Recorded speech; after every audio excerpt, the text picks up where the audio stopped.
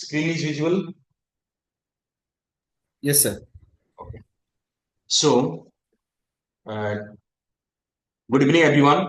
It's a pleasure to welcome you all today.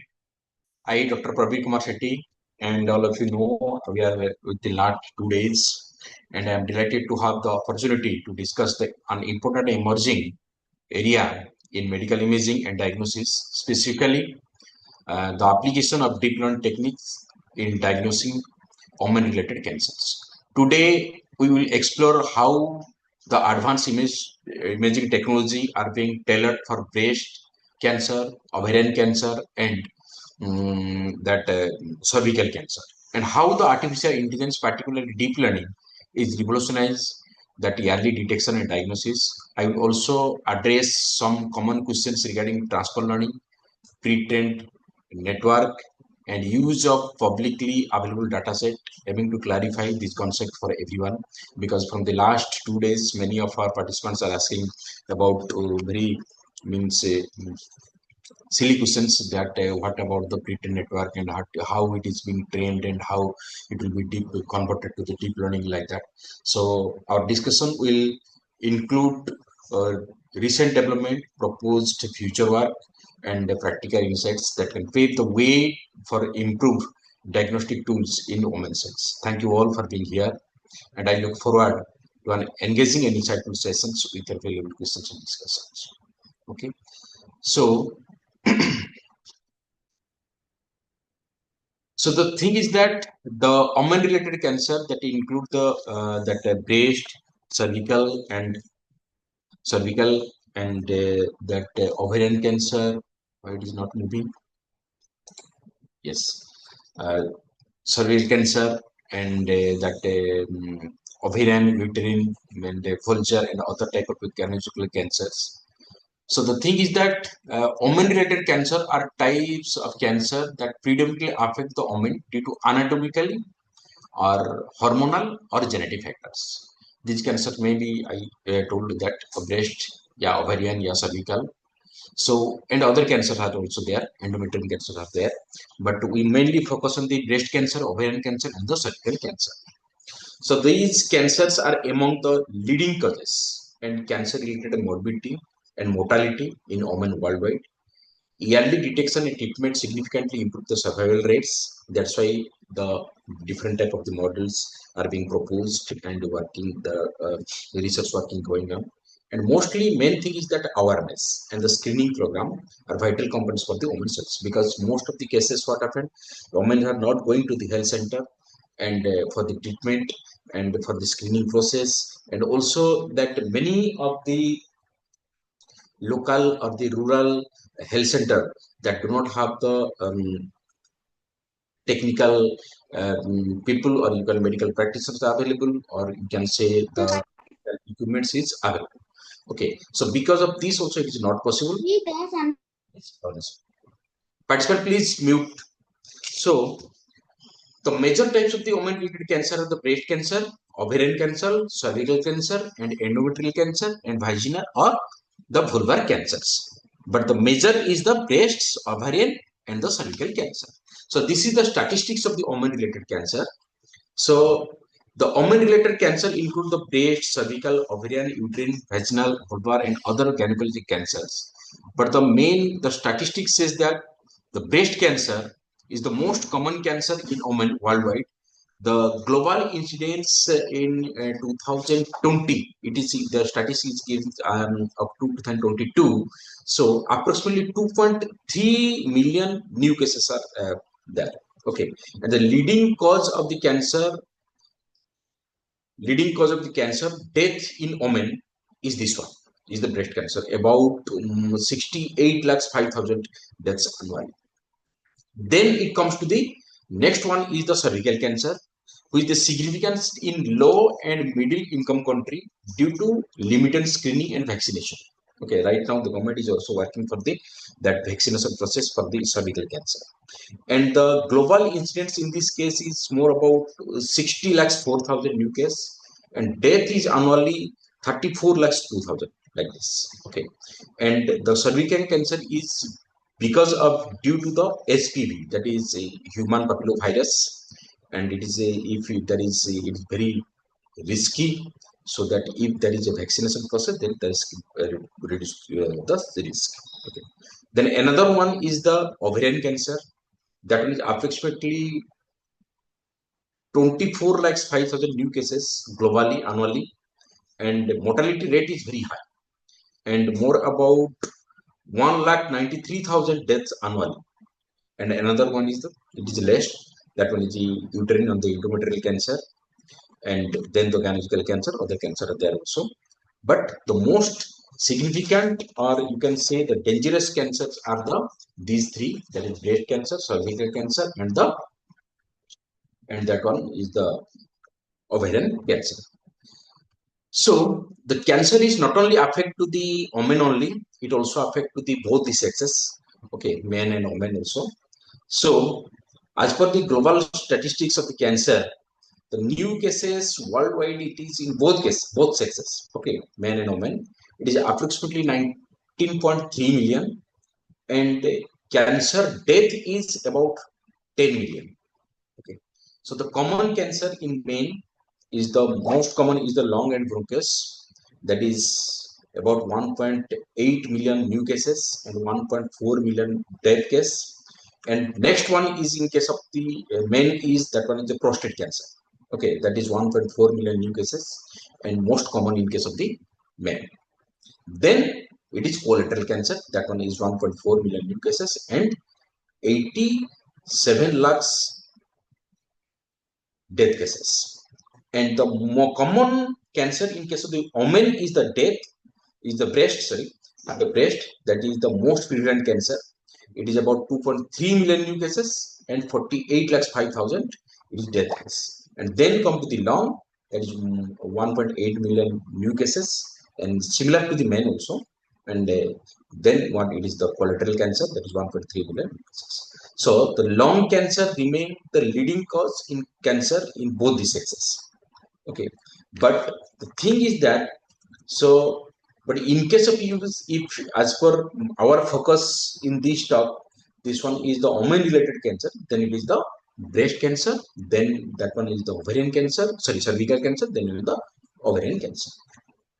So why the cancer is killing more women than the women? Which type of the cancer are killing more women in case of the? See, this is the pie chart. Within this pie chart, you can see that the breast is the most of the area, then cervical cancer, then the ovarian cancer, then other cancer. Okay. So in this case, what happened? Cancer generally causes more death in men than women overall. However, specific type of the cancer like breast, cervical, and ovary, like this, these are more cancer which are mostly women are the affected. Okay. So while very common in women in case of the breast cancer, it is less relevant to the men. And about the cervical and ovarian cancer, it affect only the women. Okay, so their impact is exclusively for the female only. In some regions, particularly cancers unique to women or more prevalent among the women, may result in high mortality rates for the women than men, those specific cancer, like ovarian cervical cancer and the ovarian cancer. So overall, globally, men tend to have high cancer-related mortality rates because of the high rate of the lung, liver, and stomach cancer. But for certain cancers specific to women, like cervical and ovarian cancer, women may experience high mortality relative to those cancers. Okay, so the statistics of the breast cancer and its impact is that breast cancer is the most frequent diagnosed cancer and the leading cause of cancer related to death among the women worldwide. It has significant societal, economical, and health impact globally. So, uh, incident rate in case of the 2.3 million as per the 2020 WHO data, and approximately 24.5% of female cancers are approximately trend. And mortality is, as I told, that it's 6,85,000 annually, and it is among the all these age. Okay, that is up to 50 years and older are more most cases. That means most affected is, that means after the menopause, and increasing incidence in younger women in some regions. So mainly the affected region in world is the North America, Europe, and Australia, and low incidence is the Africa and part of Asia, but rising rapidly. This one. Then come to the ovarian cancer.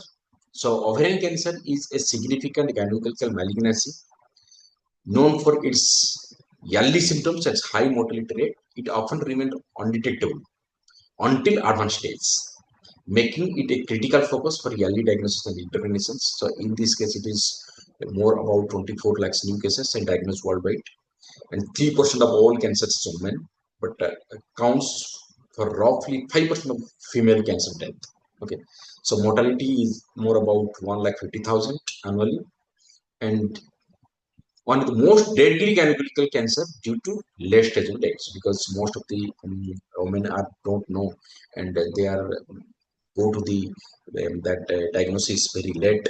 That's why the mortality rate is increased. Okay, and it is most diagnosed women over the 50 years, particularly after the menopause, and risk with the age is especially at 60, and survival rate is with the overall 5 years survival rate, that is 47%, and yearly, so yearly stent detection can increase the survival up to 90%. And then cervical cancer. So cervical cancer is the major common health issue worldwide, primarily caused by personal infections with the high risk human papillomavirus. Okay, it prevented through vaccination and screening process. So in this case, it is approximately 60 lakhs new cases, and it makes the fourth most common cancer among the women. Mortality rate is 3 lakhs 41,000, and a significant portion of the cases result mortality, especially low resource setting, and age distribution is mostly 35 to 45, and risk increase with age, but it can affect younger women too.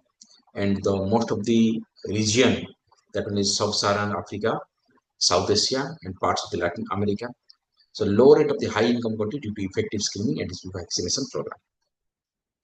And another, the lowest one is the endometrial cancer. So it is the very less affected. Okay, so it is about 4 lakhs 17,000 like this, and mortality rate is 97,000. It is also affected in between the 50 to 70 age of the woman, and rarely the woman under the 40 is affected. It is mostly affected to the America, North America, Europe, and Australia, and low in case of the Asia, Africa.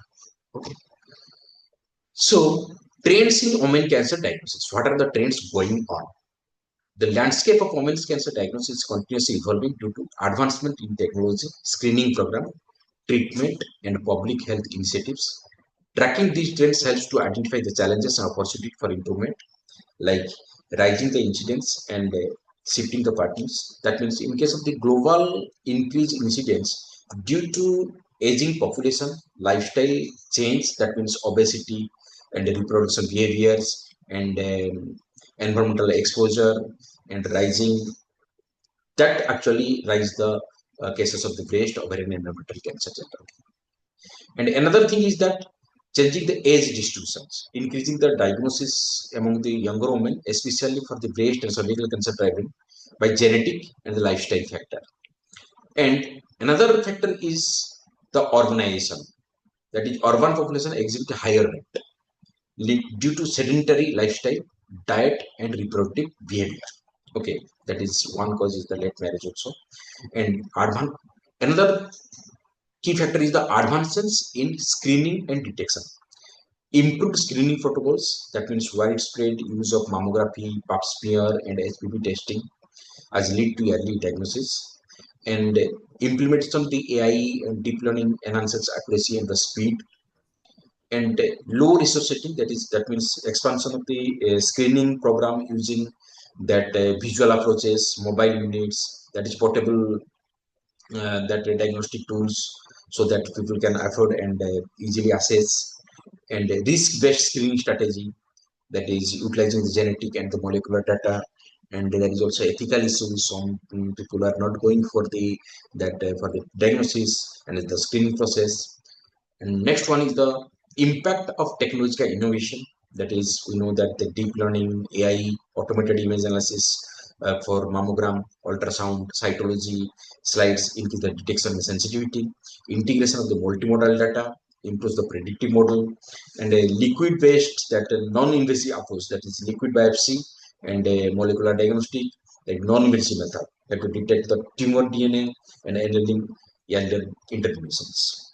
And next one is screening and diagnostic challenges. That is significant gap in screening coverage, particularly in the low and middle income country. And despite the progress, many women still present with advanced stage of the cancer, reducing the survival rates. And another one, the cultural and socio-economic barrier. Okay, that is the stigma, lack of awareness, and research content hinder the early detections. That's the major factor. And the future outlook and the trends of the women cancer diagnosis is the integration of the AI and deep learning, that is enhance the screening tool, predictive analysis, so that it can be easily that means help to the decision support system. And also that is global health initiatives that WHO goes to eliminate the cervical, basically the cervical cancer by vaccination process, and utilizing the big data screening program, optimizing the best regional trends, and also that increase the awareness campaigns targeting younger women, especially for the breast and the cervical cancer. So the traditional diagnostic methods, the traditional diagnostic method is the that mammography, ultrasound imaging, and that pap smear uh, test and the biopsy procedure. That these are the different type of imaging techniques are available. Okay, so imaging techniques for the for the breast, cervical, and the ovarian cancers are the three. If suppose there is ovarian cancer,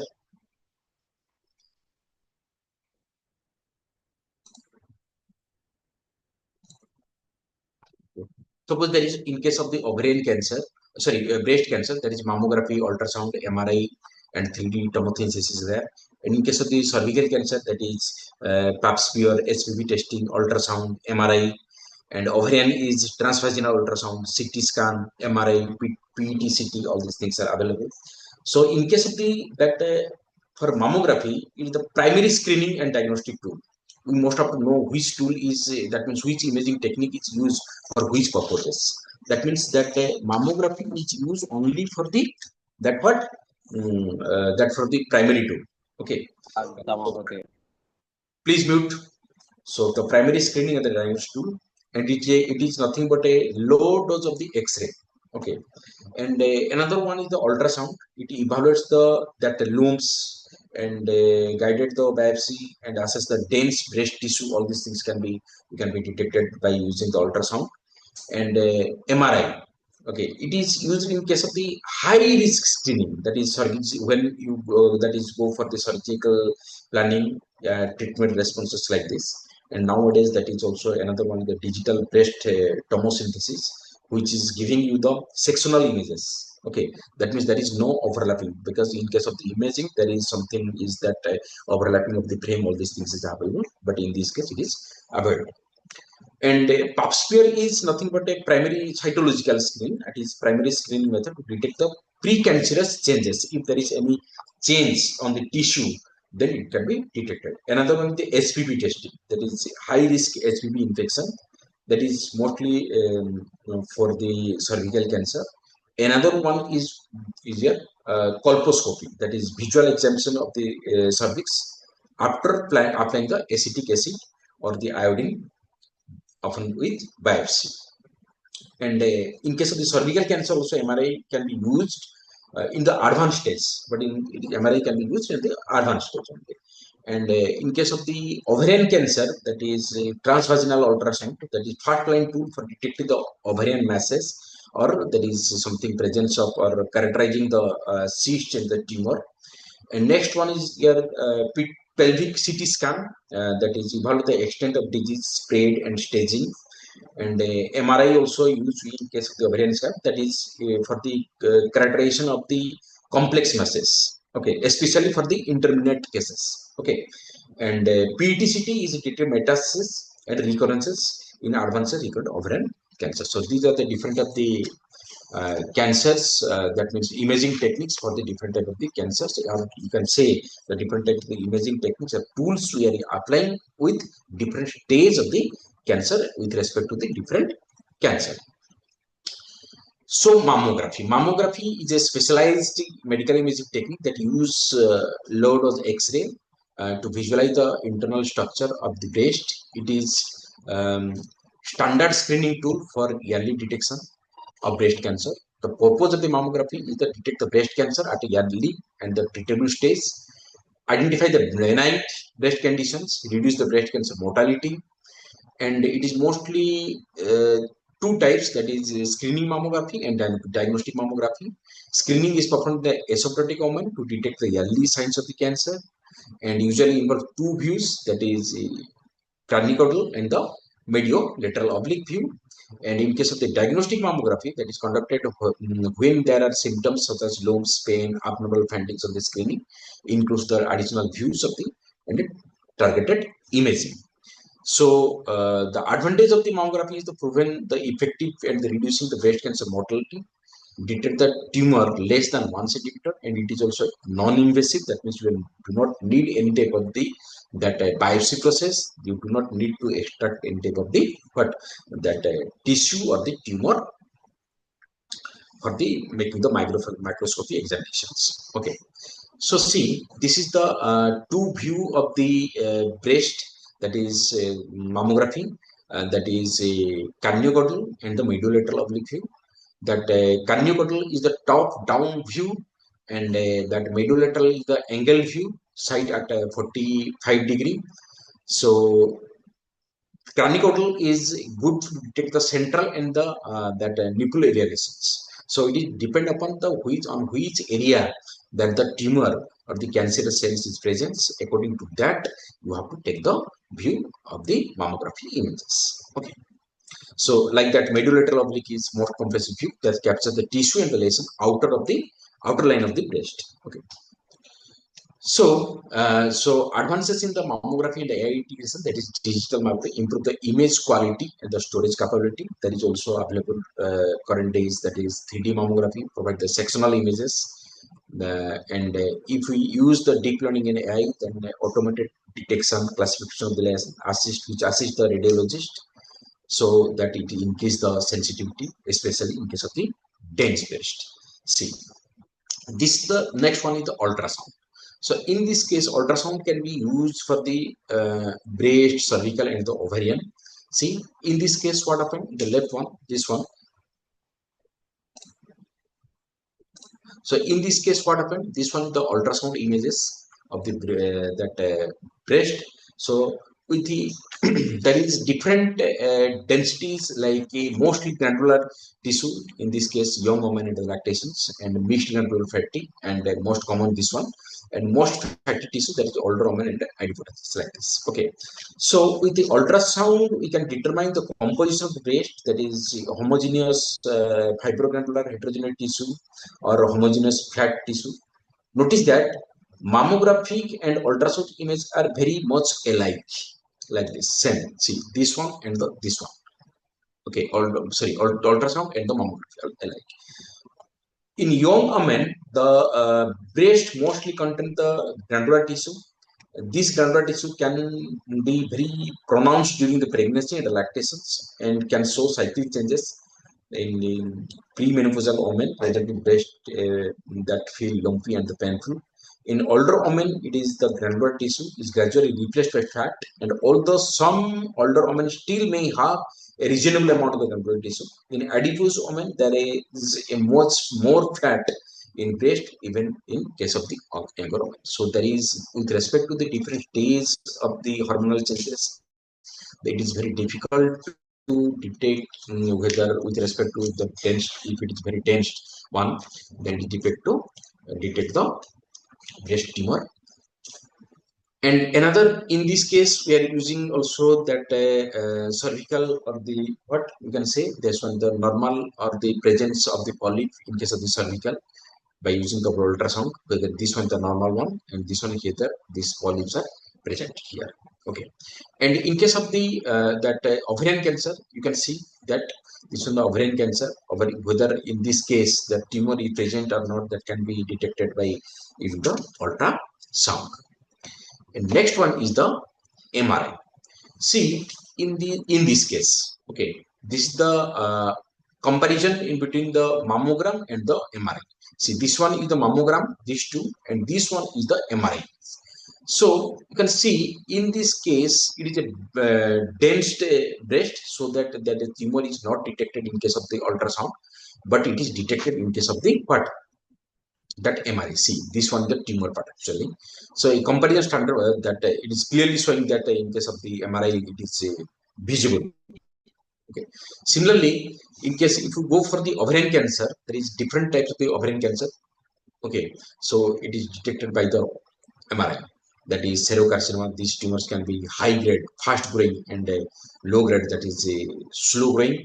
And endometrial carcinoma. This cancer usually endometrial. This one usually grows slowly, but it can difficult to treat. It more common among the people with endometriosis. Okay, and another one is the mucinous carcinoma.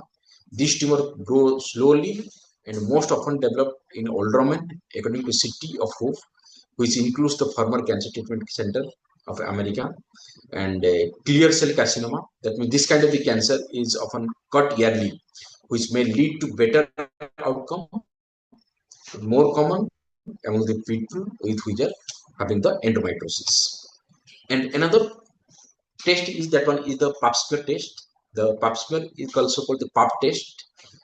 Is a screening procedure to use to detect the precancerous and cancerous cell in the cervix, helping to prevent the cervical cancer. So in this case, what happened? It detects the abnormal cervical cells yearly before they develop into cancer, identify the infection or the inflations. So in this case, what happened? The one type of the brush is just putting inside the cervix, and that we are getting that extract the some cells, and that cells will be go for the examination, microscopy examinations. Then it will be diagnosed of this. Another one is the colposcopy test. So, colposcopy test is a diagnostic procedure used to closely examine the cervix, vagina, and the vulva for abnormal cells or lesions that may not be visible with standard examinations. So, when there is any abnormal result in case of the pap smear, then we go for the colposcopy. Okay, so to investigate the abnormal pap smear results to identify the precancer, the cancerous lesions on the cervix. The benefit is in case of the colposcopy is that it enhances the visualization of abnormal cervical tissue, allow target biopsy for a definitive diagnosis, help to determine the severity of cervical lesions. See this one, the that illustration of the colposcopy.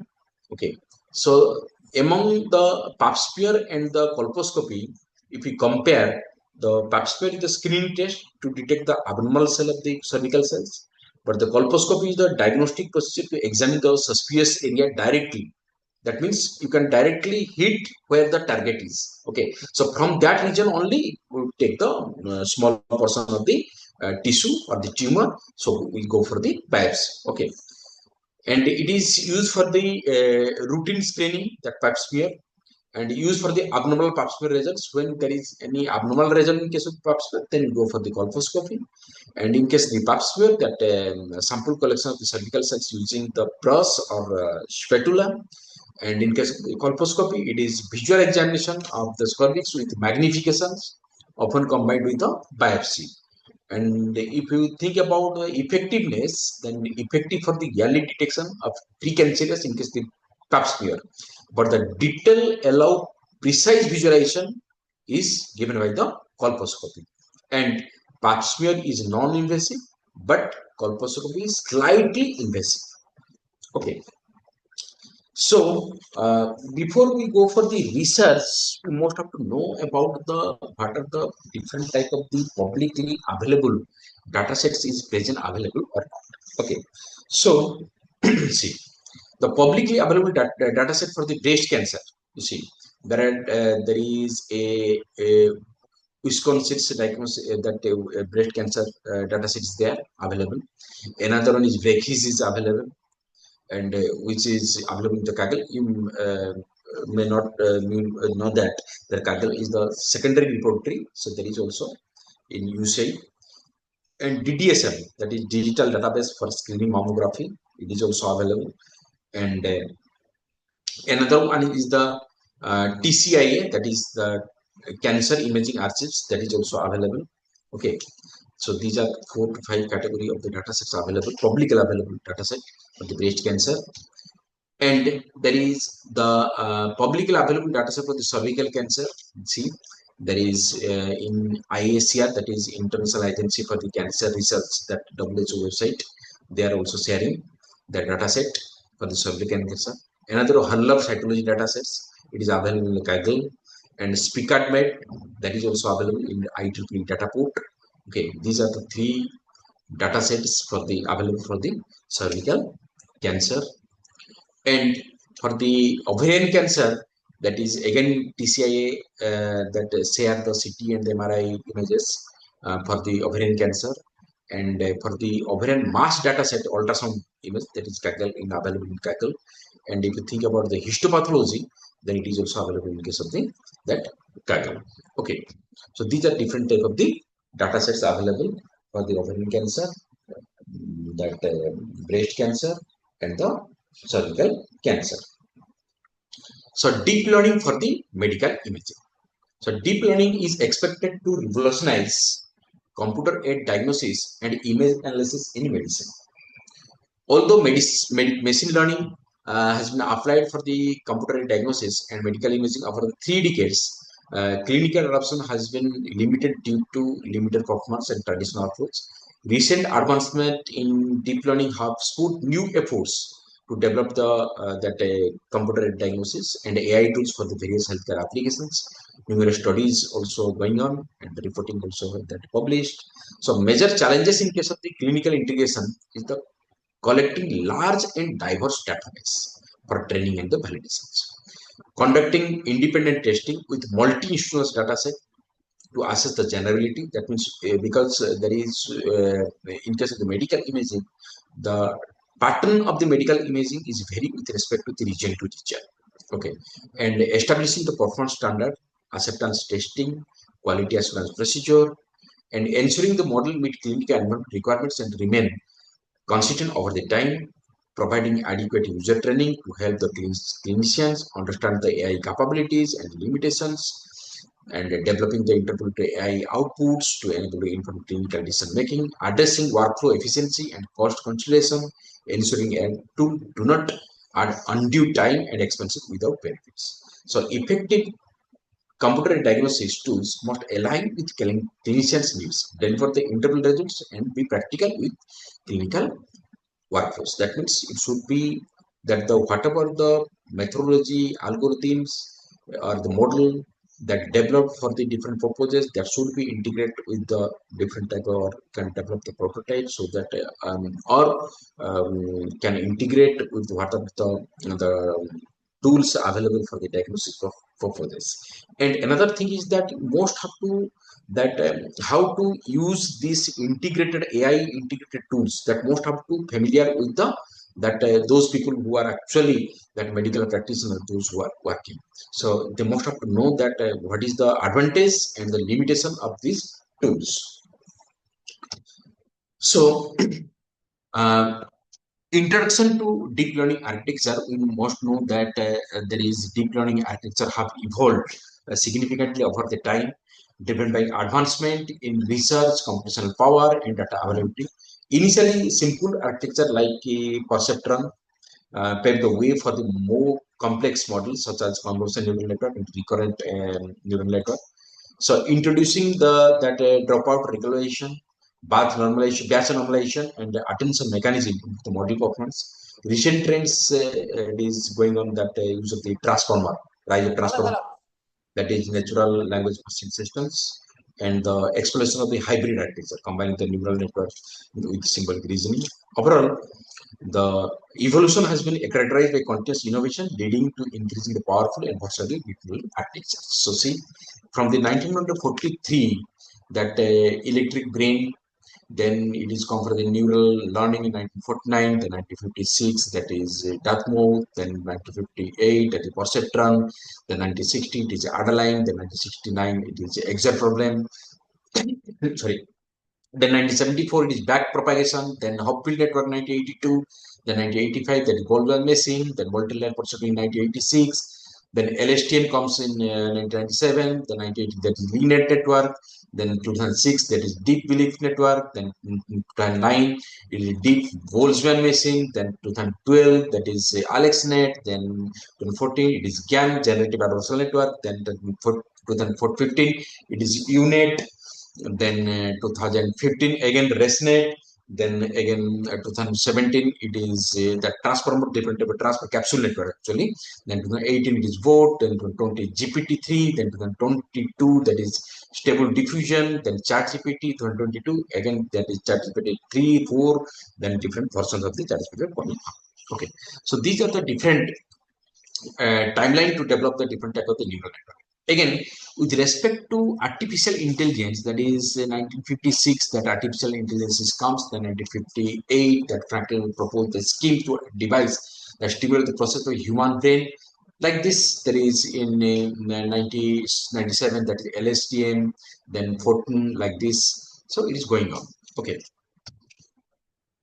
So the main factor, the key component of the deep neural network is the neuron. Okay. So in this case, what happened? What is neuron actually? Neurons are is the heart of any neural network, including the perceptron. These digital entities receive input, apply the weight, and produce the output. That means what neuron do? Neuron do the taking the input or receive the input, then apply weight here, then produce the output. Neuron are the building block. It is the building block which information is flow from one layer to the another. That means within the network, it will flow from the one stage to the another stage. Just neuron is just in our brain communicate these fundamental blocks, communicating the language of numbers like that. Okay. So in this case, what happened? There is the major part is the activation function. So activation function, see activation function. Okay, activation function, such it is just like a step function in the perceptron, which determine whether the neuron is fire or not. Okay, in other words, it decide whether the information is flowing, uh, is allowed to contribute to the output or not. Okay, so that means it is just like a threshold. If it is incoming data is the above the certain level or not. If it is certain level, then it will fire. That means it produces the output. If it is not, then it is remain silent. So it is just like a binary decision making. Okay. Then there is another thing is the weight and the bias. Weight and the bias. Weight and bias are adjustable parameter. Okay. In the network that influence the importance of the input features and establish a threshold for the activation. Okay, that means these weight and bias help to the activation. Okay, each input data features is given a certain weight, indicating its importance in the decision. And bias act as minimum requirement. Biasing is the minimum requirement for a feature to contribute. Okay, so by adjusting the weight and bias during the model training, refines its ability to make the accurate predictions. Okay. And some other parameter like loss parameter and the optimizer are also there. So loss function, that means loss function quantify the difference between the predicted output and the actual target. So the objective of the loss function is to minimize the difference during the training process. In the context of the perceptron, the concept of error or loss become evident. Okay, the perceptron learns by reducing the difference between its predictions and the actual target, laying the groundwork for understanding more sophisticated loss functions in advanced neural network. Okay, so in this case, whatever the mean squared error and cross entropy loss are the example of some loss function commonly used in the different use cases. And another one is the optimizer.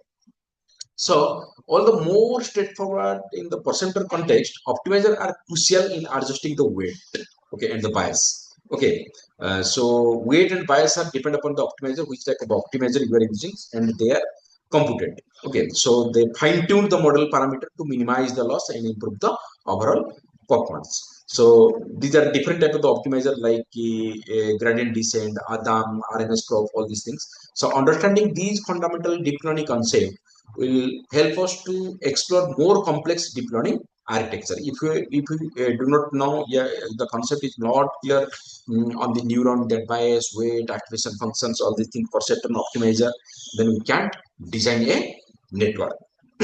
Okay, so we must have to familiar with this so that we can explore the deep learning architecture. Okay, so the main thing is the first that we must have to know about the artificial neural network. So artificial neural network in this case serve as the foundation architecture in case of the deep learning. In case of deep learning, ANN is the foundation architecture. At its core, an ANN is characterized by layers of interconnected nodes comprising the input layer and one or more hidden layer and the output layer. Okay, so information flows in unidirectional manner, only unidirectional manner. Okay, progressing from input layer through the hidden layer to generate the final output. Okay, so each node in the network represents a neuron and is connected to nodes in the adjacent layer. These connections are associated with weights. All these connections are associated with weight, and which determine the strength of the connections. And the input data is fed into the network, and as it passes through each layer, the weighted sum is computed, and an activation function determines the output of each node. This process continues until the final layer produces the network's output. So next, the back propagation technique, okay, improve the model performance and accuracy. So back propagation take a vital role in this case, facilitating the learning by adjusting these weights bias on prediction error. If there is error, then that will be fed to the through the back propagation. So input data transfers the network, accumulating the weighted sum at each layer, where activation function govern a node output. The iterative process reaches its peak in the final output, then generating the network output. Okay, so in this way, the NLEs work. So this is the convolutional neural network. So in this case, what happened? It is mostly used for the image classification.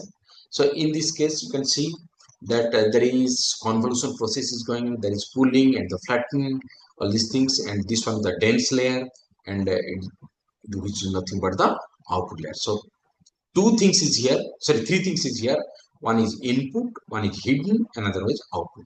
So if what is the advantage in case of the deep learning, or you can say the convolution, that is the main backbone of the deep learning, the convolution network, that in this case there is no need of the feature engineering like the machine learning. In case of the machine learning, there is need of the feature extraction technique and need of the feature selection techniques like this. But in case of the convolution neural network, there is no need of the that feature extraction or the feature selection techniques. It automatically extract the features and pass to the that convol from one layer convol. Then it will be that fed to the or information is passed to the next layer like this through the pooling. Okay. So, as many of the participants are asking about the pretend in the last class, I think, yesterday talk, that what is pretend network, how it is to be. So that's why I include this one here.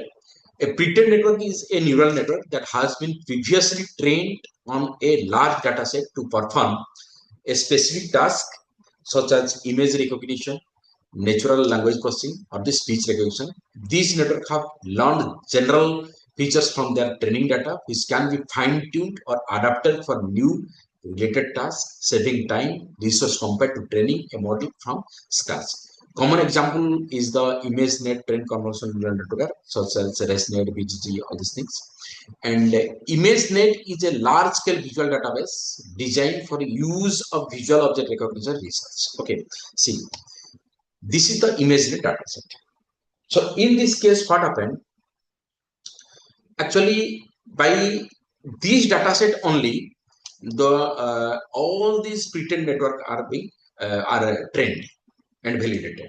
Okay, so the ImageNet dataset, it is the original ImageNet dataset contains the 70,000 classes derived from WorldNet, that is lexical database. However, the most commonly referenced version is 1000, that is ImageNet 1K version, that is which features 1000 classes that are frequently used for the as benchmark for the deep learning model, particularly CNN, that is convolutional neural network. So these classes,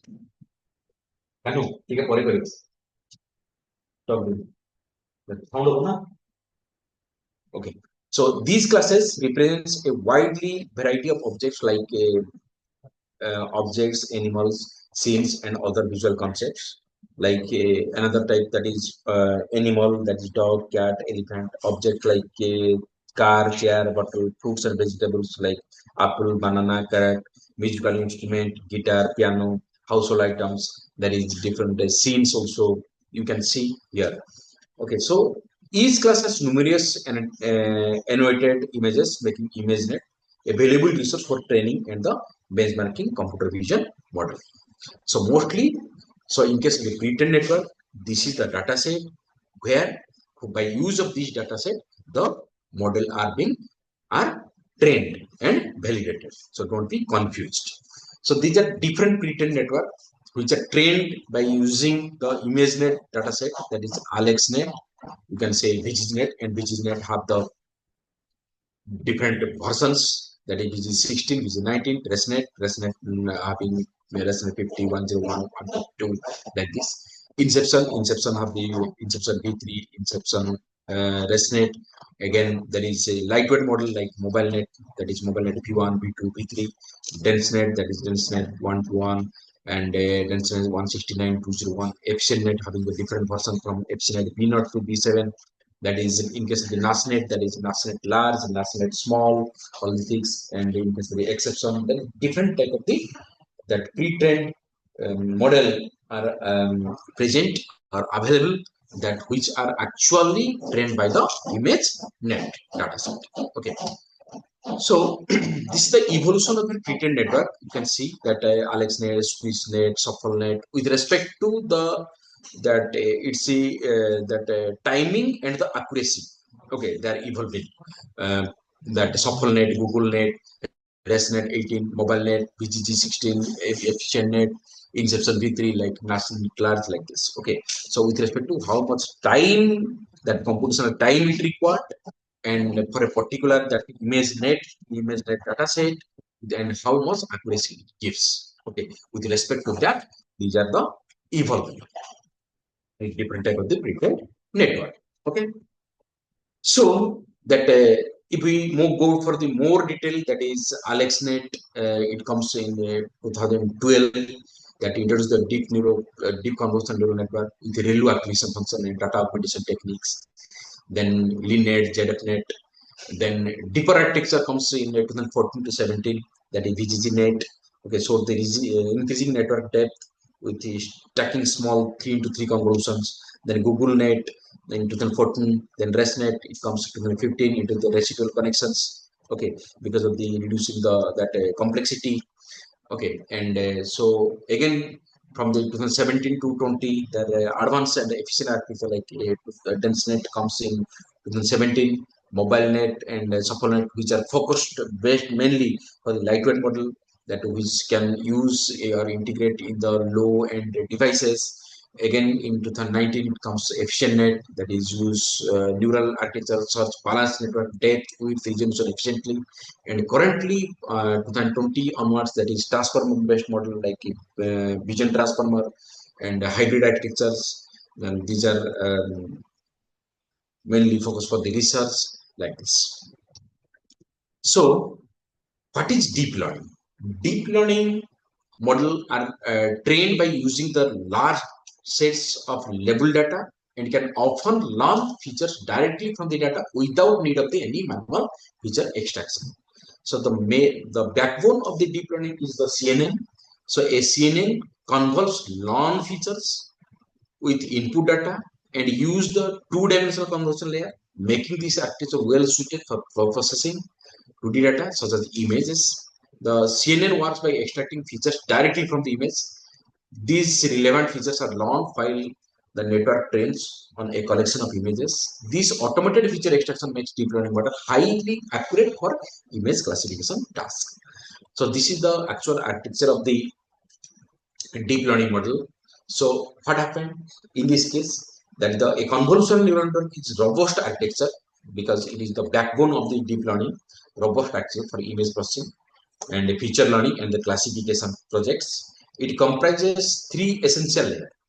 Okay, and one is the convolution layer, one is the pooling layer, another one the fully connected layer. You might have seen this. Okay, convolution, pooling, and the what fully connected layer. So convolution layer is the core of the CNN that execute the crucial operation. That means there is some of the filters are used, like a Sobel filter and the fluid filter are used, which are convolved with the image, and then the summed output is fed to the next layer like this. This layer utilize the kernel, or you can say the filter. Kernel and filter as synonymously used the term to perform the convolution operation, adjusting the horizontal and vertical based on the stride. Stride means how much shift it will be go at a time.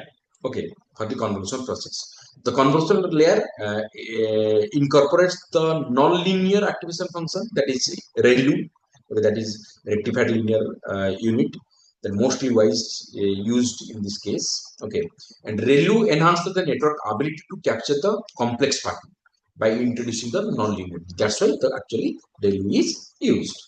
Then comes to the pooling layer. The pooling layer is responsible for the dimensional reductions, minimize the computational requirement while retaining the essential feature. Yes, the two common types of the pooling is that are the maximum pooling and the global pooling, which selects the maximum value in case of the maximum pooling within the kernel area, and in case of the average pooling, it calculates the average value. Okay, in case of the global pooling, that is globally, it will be take the values, and pooling enhances the network robustness and helps manage computational resource efficiently. So mostly actually average pooling and the maximum pooling is used for the image classification. And the last layer is the fully connected layer that is operating on patterned input. Okay, the fully connected layer connects each input to every neuron, initiating the classification process, typically located near the network. That means it is the last end of the network. Okay, and a fully connected layer performs the mathematical operation. That means after that there will be which finalize actually the classification. That means what happened after the fully connected layer? Fully connected layer is nothing but a dense layer. Okay, so after that there is a softmax which actually take the score, that is probability score of the that whatever the test image you have given.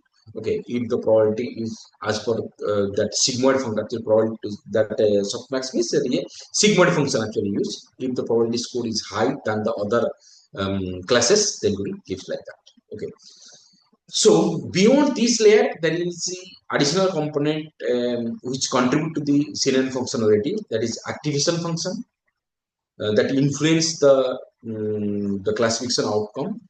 And another I already told, that softmax, which employ for the normalized output, and based on that the probability will give the that predict. And another thing is the dropout layer. And the dropout, sometimes there is dropout is used so that we can reduce the overfitting. Okay, and that nullify the specific neurons contribution and promote the more robust learning across the different training. But the dropout is depend upon the different depend upon the data set what you are using and which type of the network you are being proposed. So Transfer learning is, some people are confusing between the transfer learning and deep learning. So that's why I want to clarify that transfer learning is a specified approach of the deep learning. That means transfer learning is not comes first and the deep learning is later, not like that. In a whole, there is deep learning, and from certain approach, transfer learning is there. That means what? Where the pre-trained network is adapted to a new task. That means there is already available pre-trained network like AlexNet, and that BGG 16, yeah, BGG 19, yeah, Google Net, Inception, yeah, Exception, whatever the pre-trained network is available. But we are using that network for a new data set. That means previously what happened, that one is trained by the imaginary data set, but we are using by our own data set. Okay, so instead of training the model from this class, the transfer learning levers the knowledge. That means whatever the knowledge that model already gained by using the ImageNet data set, that knowledge is being transferred to our new data set, but it needs some few time fine tuning. Okay, so that it will be perform well. So it leverages the existing learned features, making the train process more efficient, effective, especially when data is new task. Okay. See, this is the example. I'm giving here the example of the transfer learning. See, the top one, this one is the ImageNet data set. Okay. So this one is trained by using, this is the designed already the one network, and suppose it is CNN convolutional network A. But what happened? So by this already designed model is used for the ultrasound, that classification of some ultrasound images. Okay. So in this case, what happened? Whatever the parameter, whatever the transfer, everything is being transferred. The knowledge is transferred. So in this case, what happened? You may freeze or not some of the layers according to your requirement. Okay, so in this case what happens, suppose there is some classifications there, but in this case you need only two-way classifications. According to that, you have to change or the modify the this net convolution layer or the net layers. Okay, so this is nothing but the change of the hyperparameter, the change of the modification of the layer with the existing network is nothing but the fine tune, and that why we are saying that the knowledge is being transferred. That's why it is transfer learning. So this is another example. See, in this case, what happened? The imagery data set is used by the AlexNet. It is the AlexNet network. This one is the AlexNet network. This is AlexNet network. So in this case, what happened? This one is used for the ImageNet classification, ImageNet dataset. So as I told that ImageNet dataset is having how much? That is 1000 classes. So it classified 1000 classes. But the thing is that if we are using this one for the what? That polyp classification, that is the endoscopy, that is polyp, that is collateral cancer. Okay, polyp classification, whether there is presence of the polyp or not. That means whether it is cancerous or non-cancerous, like that. Okay, so in this case, what in this case that is 1000 classes previously, but in this case it is 2 classes.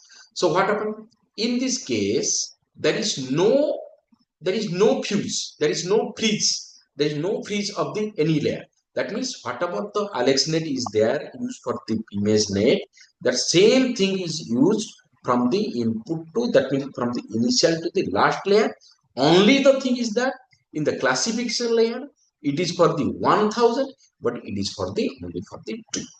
Okay, only this is the change at the last layer, that is fully connected layer. Only the modification is where the fully connected layer, only there is modification that will be modified, so that it is used for the two-way classification whether polyp is present or not in case of cancerous or non-cancerous. Okay, so this is the way how the knowledge or the parameter is being transferred. That's why it is told named as the transfer. Clear?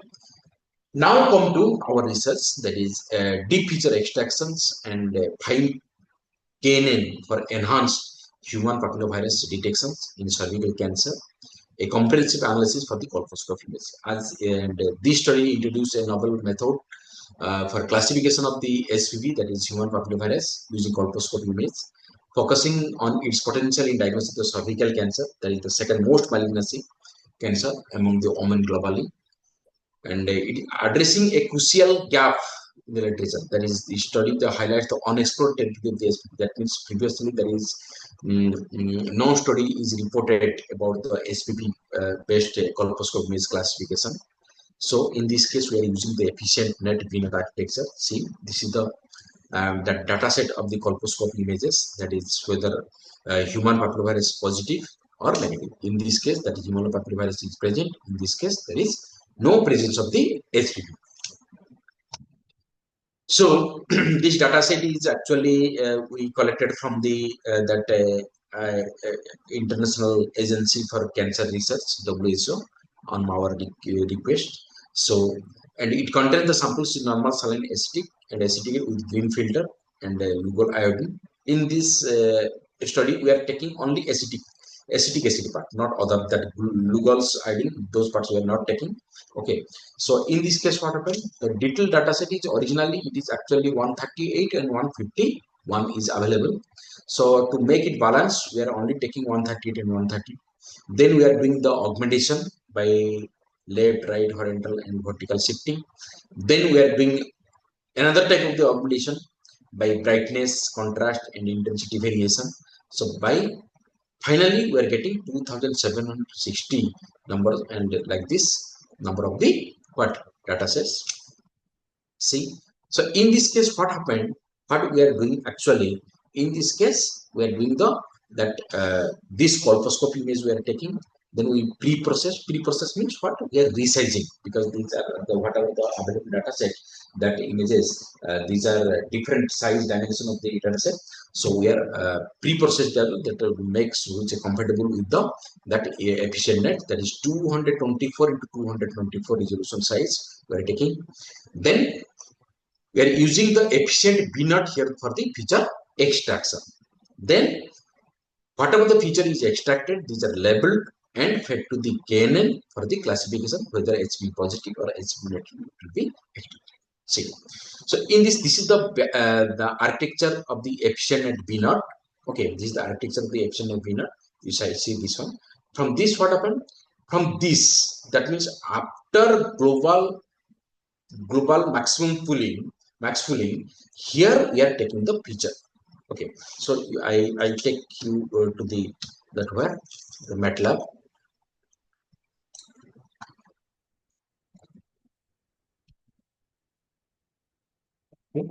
See here, is it visible to all? Yes, sir. Yes, sir.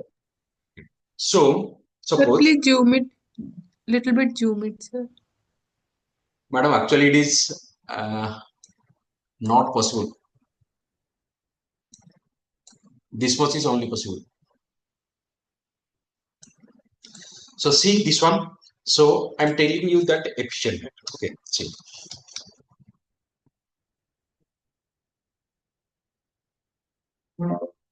Sorry.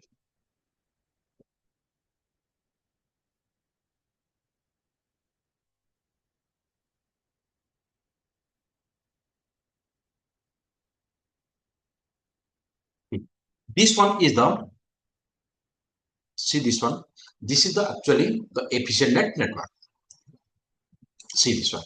In this case, what happened? You can see the efficient net, that is 290 number of the layers. See the input image, as I told you, that 224 into 224. That the width and the what height of the that the image size it can take, and the dimension and the depth is 3. That means it is 3 means RGB, that is red, green, and blue. These things actually. Then there is two-dimensional convolution process, then batch normalization, then sigmoid, then element-wise multiplication, then a group convolution, then natural, then sigmoid, like this. These operation is going on, like this. Okay. So finally, what happened? See here, this is the fully connected layer. Okay, so before fully connected layer, what happened? There is global average pooling is here. Yes or no? So there is a global average pooling. So in my, see here where I am taking, yes, from the global average pooling, I am taking the features. Okay, is it okay? So see here. So from this layer, I am taking the global average pooling. So how the feature you will be extracted? See here, I am telling you.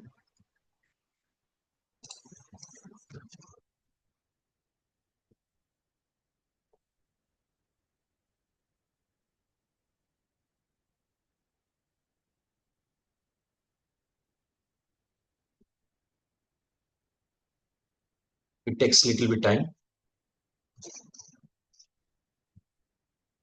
See, so what happened in this case? See here, these are actual the features. See, these are actual the features. So in this case, what happened? How many number of the features? It is 1000 number of the features are there.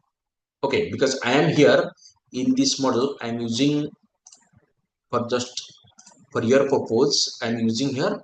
I think yes, ResNet 50. So ResNet, I am using here the ResNet 50. That's why it is giving the 1000 number of the features. Okay, so it varies depend upon that network to network. So in this case, what happened?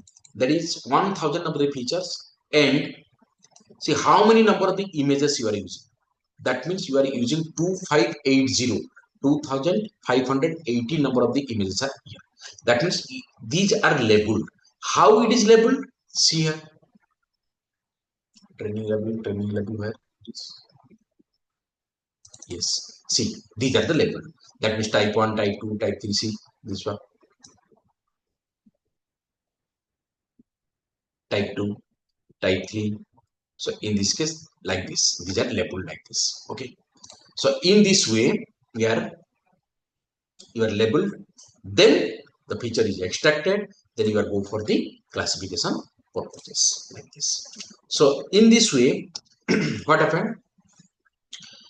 These are the performance of the our proposed model that we are using here: the AlexNet, VG16, VG19, DeskNet 18, DeskNet 50, DeskNet 101, DeskNet 201, SqueezeNet, Darknet 19, Darknet 53, exception, inception, DeskNet V2, V3, DeskNet players, DeskNet mobile, mobile net V2, VFullNet, EfficientNet, VNet, everything we are using.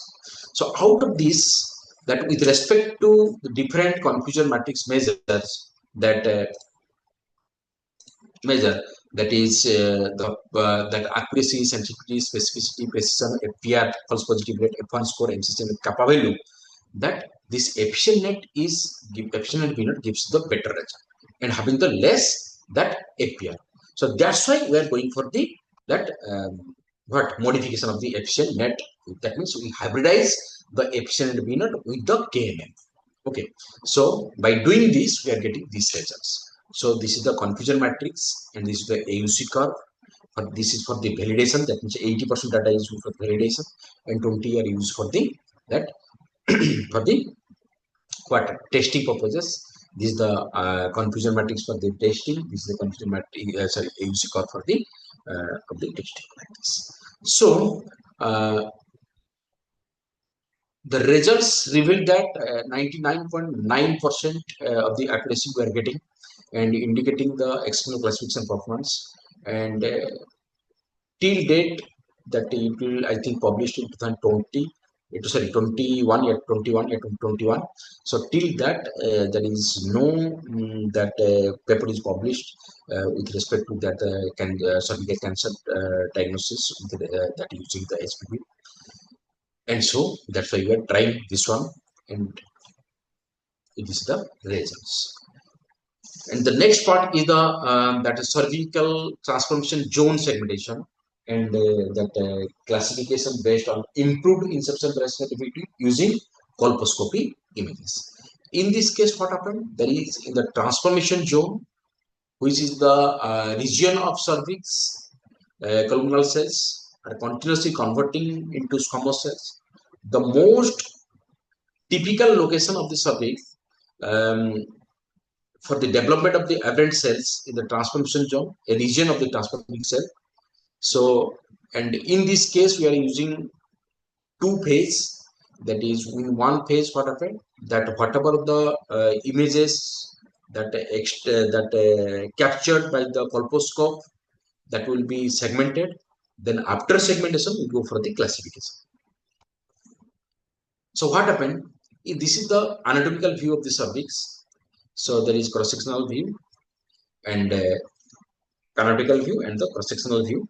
So in this case, what it actually the research saying that actually it is instructed by that IACR that you most have to do this research and have to open access, publicity open access, so the people can know that these things about that how the squamous cell junction. See, actually what happened, the squamous cell junction is change its position.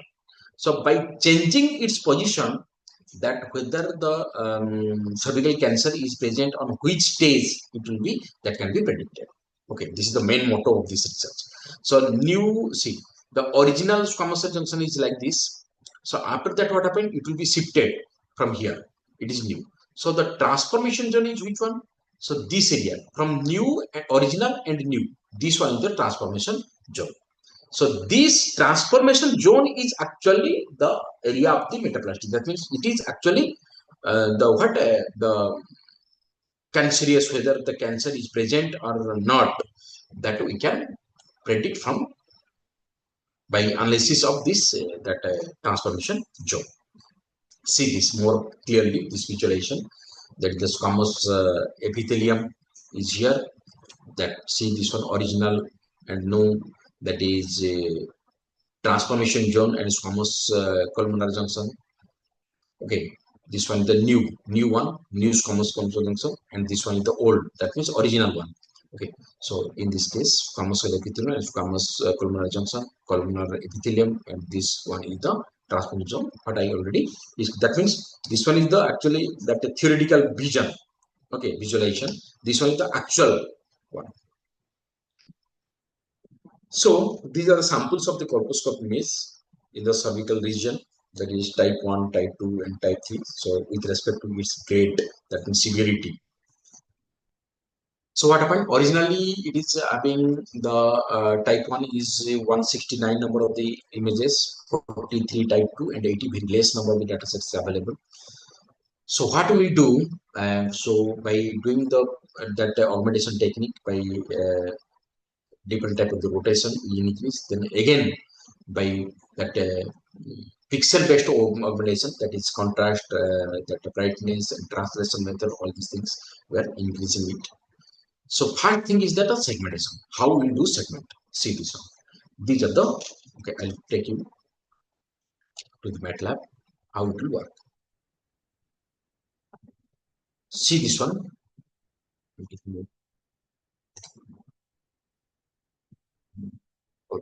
transformation zone, so that's type 1. Okay.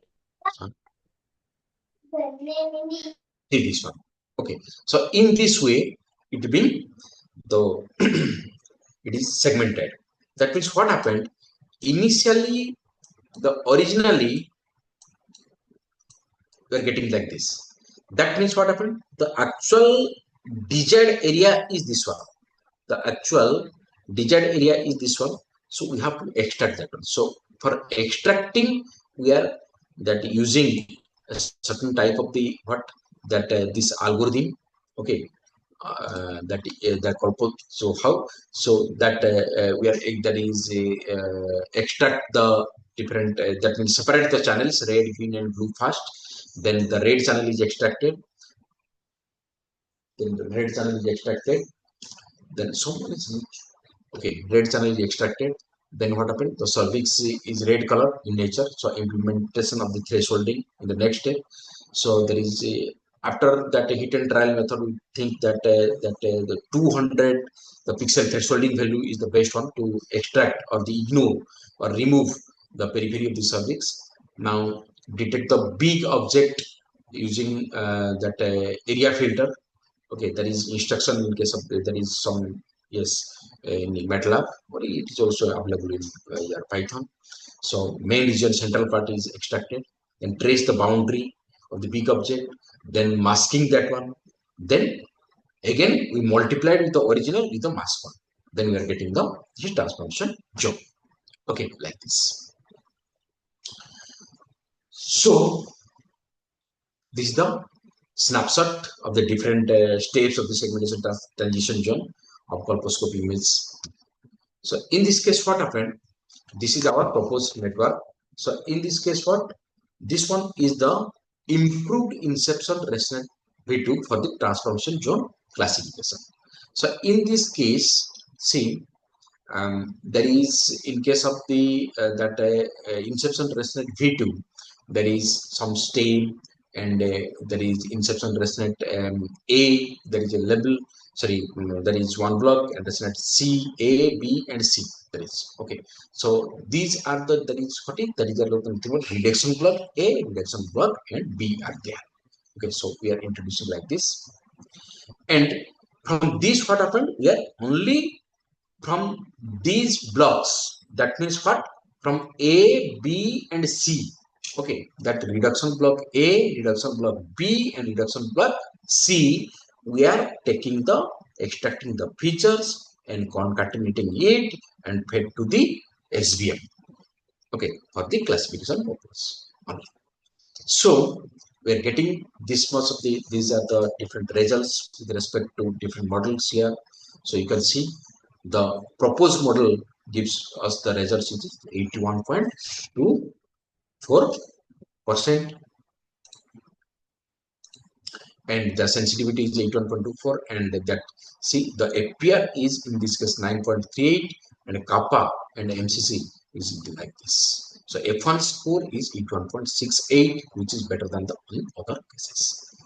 Okay, so in this way the model is worked, and if you compare with the other one, see, means previous work, then see in this case one that is 80 images, but in this case all they are not, that means grading or severity is measured, they are only CIN. Okay, the CIN and the normal cases they are classified or identified, but in our cases we are using the sorry, classified the type 1, type 2 and type 3, that is with respect to 81.24% of the accuracy. Okay. The next one is the deep picture fusion and SVM classification for the enhanced pap smear based cervical cancer. In this case, we are using the pap smear images.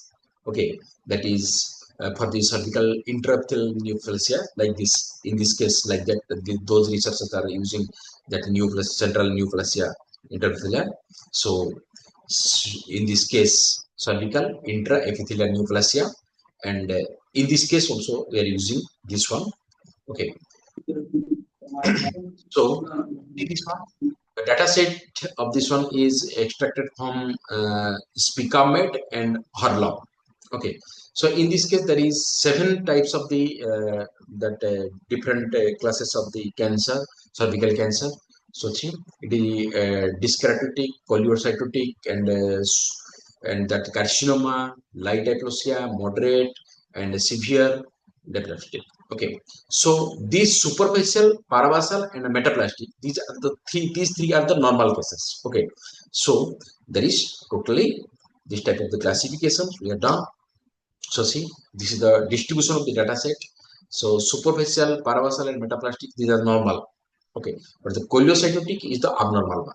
So we and dyskeratosis is also abnormal, and these are the supercilious squamous and epithelium, intermedial and columnar. All these are normal in case of the Horlov dataset. It is in case of the SPICAMET datasets. So we that combined both the SPICAMET and the Horlov datasets. So what happened? We take all the normal as a one class, and abnormal are with different class. Like squamous cell carcinoma different in situ, and keratinized dysplasia, and keratinized dysplasia, and mild. These are different classes, and is choliocytotic and dichorosis. These are the different classes. That means abnormal are taking as the single classes, and normal, all of the type of the normal are the taken as one normal classes like this. So in this case, what happened? The pap smear image all are that extracted like that using the AlexNet. In this case, what happened? There is 3 pretend network we are using. That is AlexNet, SqueezeNet, and the rest net 50 we're using. That means what happened, we are first testing all these things, all the network, whatever the pre-trained network are available. So after that these three are giving the best results, perform well for the pap smear images, okay, with respect to that classification. So 7-way classification, okay. So that what happened, that from AlexNet, that this full from this fully connected layer, that FC8, okay. See, I will show you in MATLAB if it possible. Okay,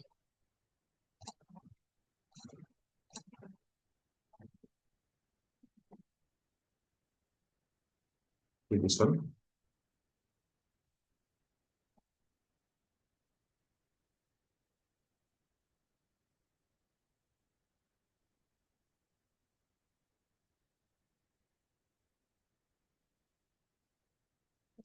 In this case, what happened? This is the, see, in the case of the Alexander, that is 25 number players. See, the input is taken 20, 227 into 3 RGB. So see, in this case, where the fully connected layer is there, see, in this case, this one is one fully connected layer, that is FC6. Another fully connected layer, this one is FC7. Another fully connected layer, that is only the FC8. So we can extract from FC6, FC7 or FC8 in anywhere. Okay. So in this case, what happened? In this case, we are taking from the FC8. Similarly, same way, that squeeze net, that pool 10, and in case of rest net 50 from FC1, it is not FC100, it is actually FC1000. Okay, from FC1, it is overlapping, the image is overlapping. So FC1000, we are extracting the feature, then all the features are concatenated, then fed to the SVM. Okay, then fed to the SVM.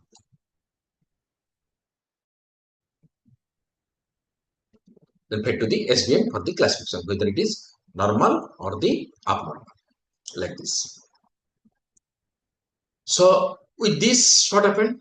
The accuracy of the proposed model, all these things, it is more about 97% something, and that with respect to precision, specifically in F1 score is giving, the proposed model is having 97.62%. Okay, like this. So these are the results we're getting. Then the next one is the deep fine canyon classification for ovarian cancer subtype using EPSNet winner. So in this case, what happened? See, these are the ovarian cancer dataset. It is UBC Ocean, one publicly available dataset is there.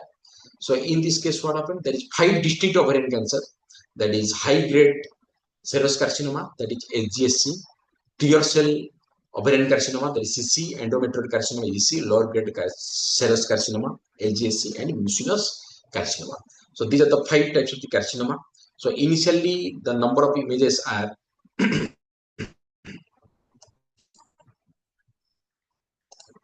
that is EC, that is 118, CC carcinoma it is 90, and HC high grade serous carcinoma is 216, and low grade serous carcinoma is 14, and mucinous carcinoma is 41. So after doing augmentation of all these things, I improved this number of the images, and then what is the image size, all these things after augmentation, before augmentations, these things. So these are the samples of the that different type of the carcinoma with respect to the rates of the ovarian cancer. So in this case, what happened? In this case, so this is the backbone of the network. So in this case, what happened? After the fully connected layer, that we are using the fine canyon. Okay. So in this case, that is MB convolution, that is mobile convolutions is used, and that what happened? It gives the results like this. That efficient network with fine canyon, it gives the confusion matrix for the validations and AUC, and this one for the testing, uh, and this one confusion matrix, and this one for the AUC for the that what for the testing test datasets. Then also we are doing the TPR, FNR, PP, pulse positivity, that ratio, FDR, all these things we are also doing with respect to different classes, and also for validation. and also for the test. And also we are determine that calculate that LR plus, that is likelihood ratio. Why likelihood ratio? Some of the participants are asking me about that in the previous lecture, how we know that the whatever the that proposed model we are proposed model, that one is valid for the diagnostic or not. So the thing is that according to START, there is a guideline, that is standard for reporting diagnostic accuracy studies guideline. As per that, what happened, that if your AUC is in between the 0.9 to 1, that means here whatever the diagnostic proposed model, that one is excellent. If it is 0.8 to 9, that one is good, and if it is 0.7 to 8, that is fair. If it is 0.6 to 7, it is poor. If below that is 5 6, below 6, that means here whatever here, it is fair. The likelihood ratio for positive test results, LR plus, quantifies how much a positive result increases the probability of having disease. So the range of LR plus, if it is that is LR plus is more than 10, greater than 10, that means it indicates that whatever that one is, the diagnostic tool is good and conclusive increase of likelihood of disease. If it is in between 5 to 10, it indicates the moderate increase. Okay, and it is 2 to 5, it is small and negligible in between the 1 to 10. So the higher LR plus, the stronger the evidence of the positive test. Okay, so that's why we determine here the LR plus, that is likelihood ratio. The last one is the automatic classification with concurrence of the deep handcrafted features. So actually time is over.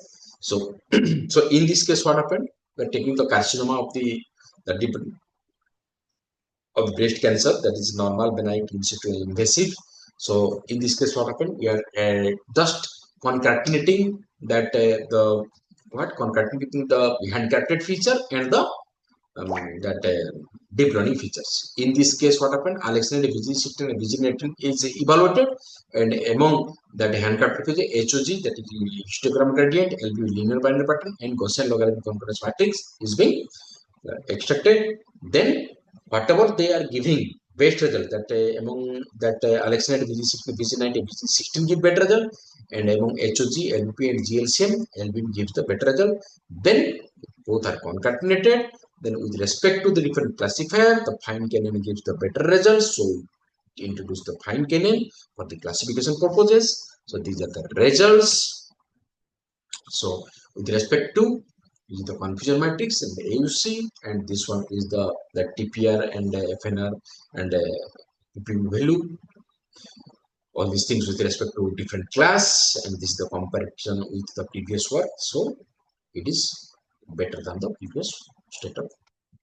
Thank you. Any question, please?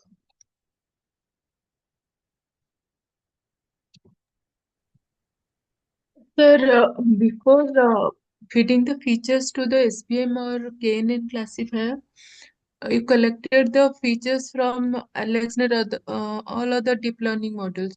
So Yes, yes. individually, the features are selected, then those are merged. So some of the features might be repeated, like No, no, no, no. It is not like that. You are asking in aspect of that what? In aspect of the machine learning, actually. Okay. In case of the machine learning, these things is happened. In case of the machine learning, actually, what happened? That you need to extract the features, then that features is being selected like that. But in case of the deep learning, what happened? Actually, deep feature means what? Actually, this is the actual beautification of the deep learning, that no need of the feature selection or the feature extraction technique. It automatically extracts the features. What these features? These features are nothing but the edge, intensity, and broadness of the image. Okay. So like that actually. So it then what happened? Those features are being that means I already shown in MATLAB that these are the features in the numerical value also, because when we are doing in the MATLAB, that is matrix value is also that is computed. So and that these are labels. So with respect to that, they are classified. So in case of the if you go for the deep learning, So main thing is that you need a big data set. Okay. So, but the thing is that how we will overcome that problem. But in case of the medical imaging, you might have seen that in this case there is some actually 40 images, 80 images are there, but give the results. I'm doing all these things I have done already. Okay, but in that case, what happened? You are doing the augmentation technique. So, with respect to why, in case yes, there is also one limitation that what in some extent where on which case you are doing the augmentation, on which case you are not doing the augmentation.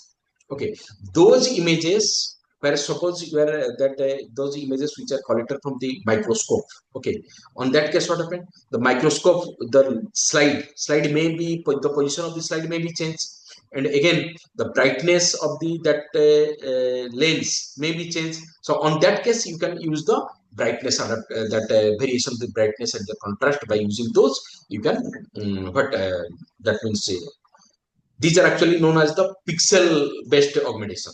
Okay, and another one the position based, that where you are using the flipping, like vertical flipping, horizontal flipping, and some type of the some kind of the rotation like that.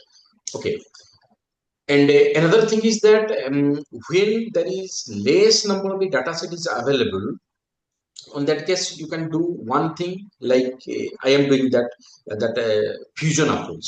So you can that what actually deep learning work is for the big data set, large dimensional data set. Large dimensional data set means number of images is more and number of features is more. I shown you that 1000 number of the features are in that what vertically, and horizontally there is number of the images are there.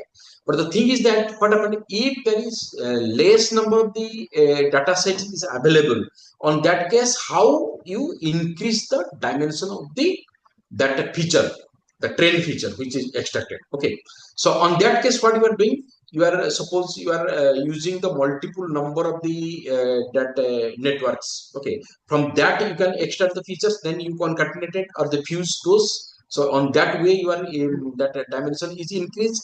And another way is that within one layer you extract the like I'm doing the in case of the ResNet.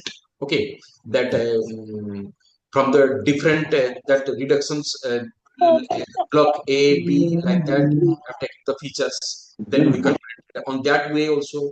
And another way is that from the like suppose in case of the AlexNet, that is FC6 is there, FC7 is there, FC8 is there.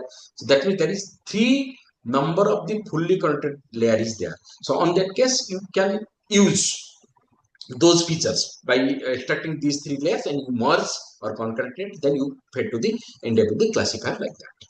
So these are, so you have to choose on which way you have to enhance or that increase the dimension of the that feature vector actually.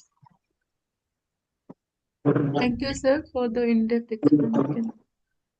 Thank you. Any other question, please?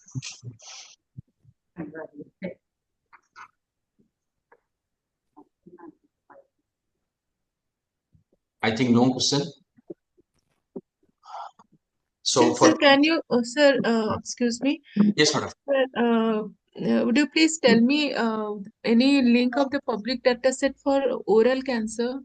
Yes, oral cancer already available, madam. Oral cancer data set.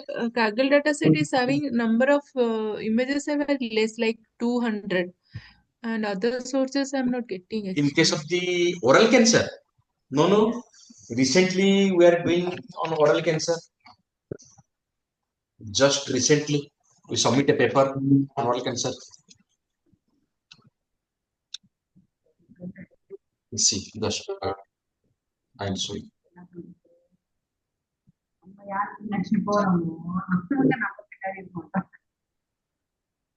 நம்ம பின்னாடி ரெண்டு போறா நமக்கு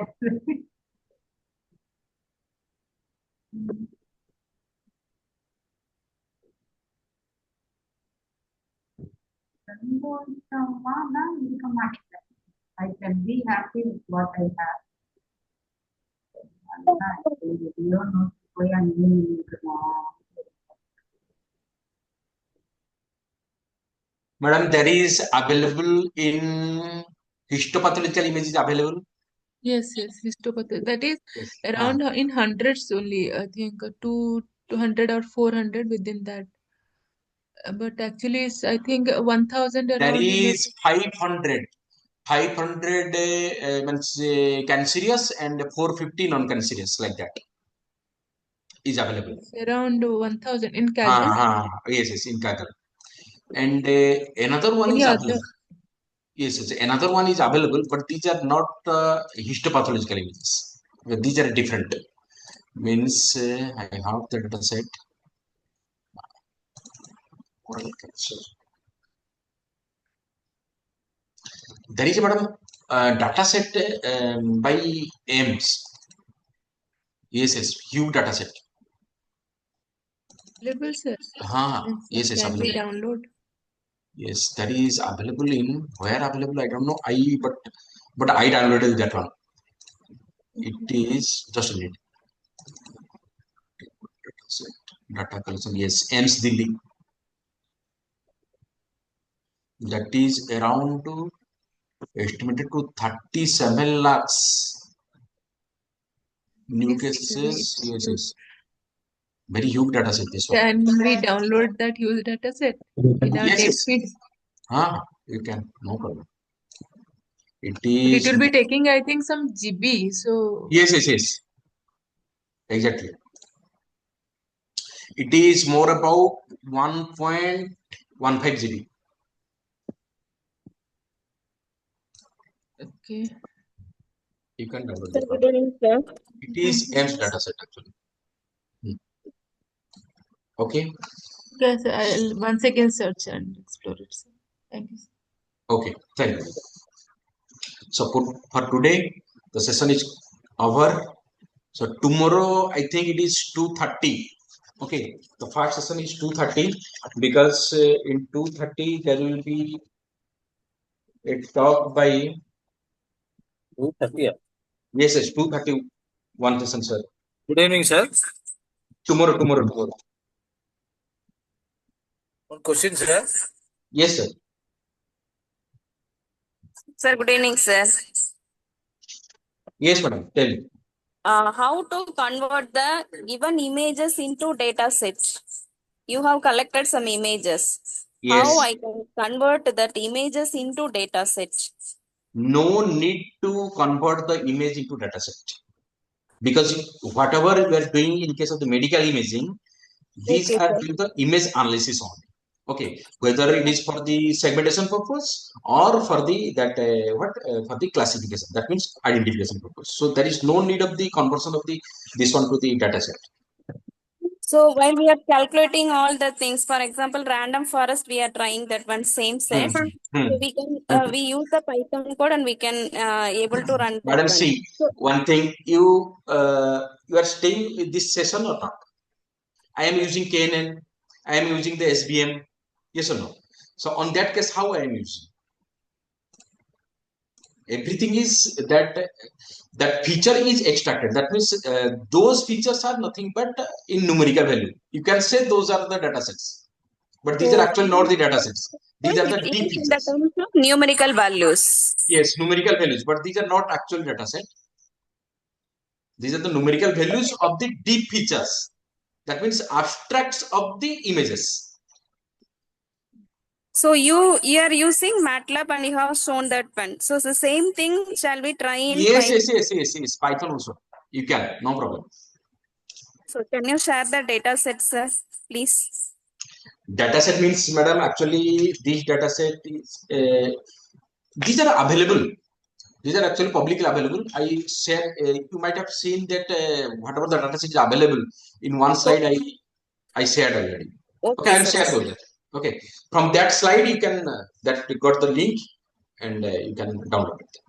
No, we people are belongs to triple E, so nowadays we are learning that all the things. So that is the doubt we are trying that No, one. not problem, madam. Electrical people are not doing that image classing image. So that's why we are having Because it more is very doubt. easy. Electrical and electronics. I am also belonging to the electronics. Okay, no problem. Okay, thank you. So tomorrow there is a session at 2 p.m. Yes, 2 p.m. By Pratik Vanshal, they are giving the presentation on the synopsis simpleware software. Actually, how the image segmentation is and the image analysis is done by their software. Okay, those they want to actually share. It is actually complimentary session. So kindly join so that you can know how the software is working. They are from the Immersive MedTech Solutions. Thank you.